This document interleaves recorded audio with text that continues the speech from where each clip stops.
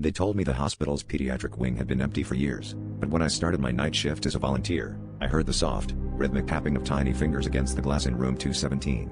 I should have left, should have listened to the way my breath fogged in the corridor even though it was the middle of July, but the head nurse insisted, it's just the pipes.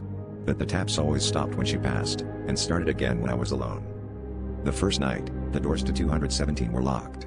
Through the window, I saw a shape, a child-sized shadow pressed against the far wall, unmoving.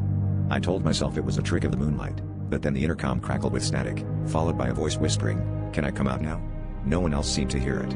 When I checked the logbook, I found pages torn out, but beneath the ripped edge, the name Emily was scrawled again and again. By the third night, the tapping grew frantic, sometimes switching to scratching. I started seeing little footprints, bare, wet, impossibly small, appearing and fading along the linoleum. I tried to tell the staff, but their faces stiffened, and they told me not to mention Emily.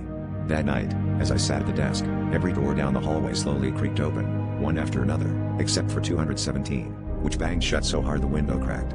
Something inside started screaming, but the sound was muffled, as if underwater.